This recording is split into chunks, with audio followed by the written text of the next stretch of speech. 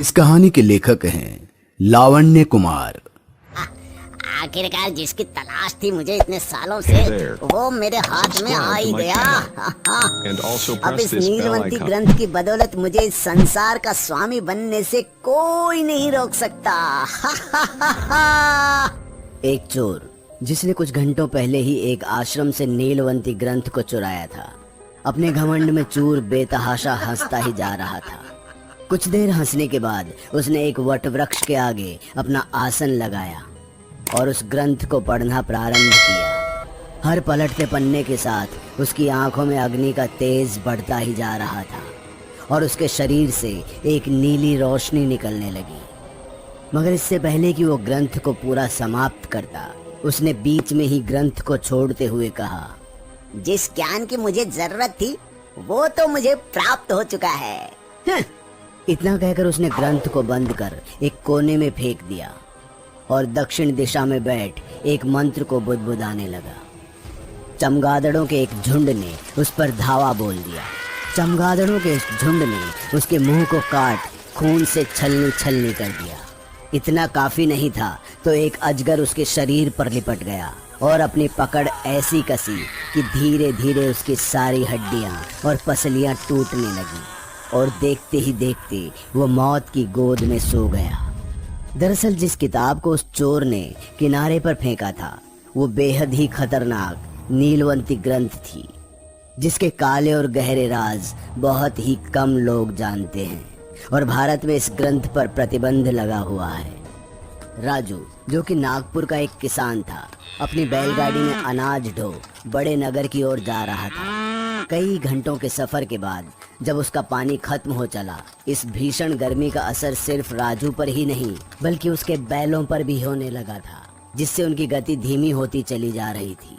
राजू की नजर सड़क से दूर जंगल के अंदर एक घने नीम के पेड़ पर पड़ी। उसने राहत की सांस ली और कहा,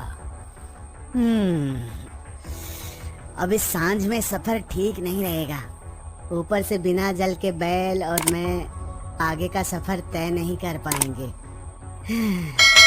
आज रात यहीं रुकना बेहतर होगा।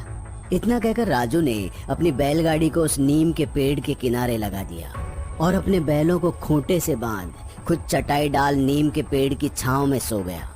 राजू घोड़े बेचकर सो ही रहा था कि अचानक एक शोर से उसकी आंखें खुल गईं। उसने उठकर देखा तो 3 डाकू उसकी ओर हाथ में मशाल लिए हुए आ रहे थे। राजू को उस पल सिर्फ अपनी जान बचाने की सूझी और उसने भागना ही बेहतर समझा।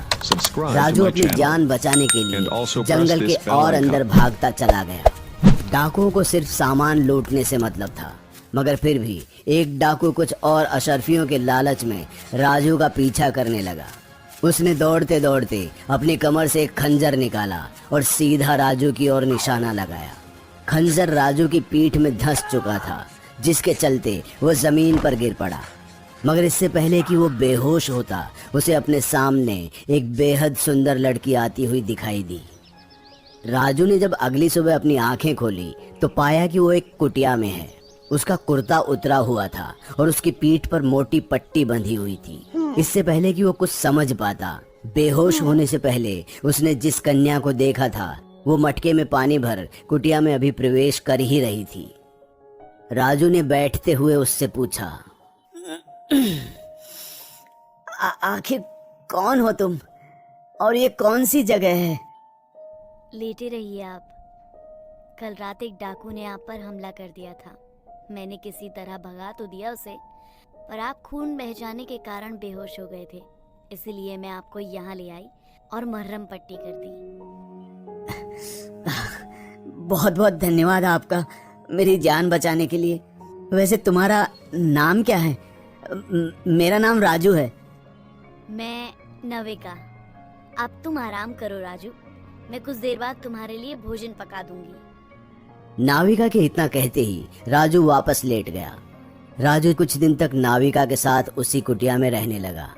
वो रोज राजू की मरहम पट्टी करती, उसे अपने हाथों से भोजन खिलाती और राजू चूल्हे के लिए लकड़ियां काटने में उसकी सहायता करता। राजू नाविका की खूबसूरती से बेहद मंत्रमुग्ध हो चुका था। आखिरकार जब राजू की स्थिति में कुछ सुधार आया तो उसने जाने से पहले नाविका का हाथ थामा और कहा,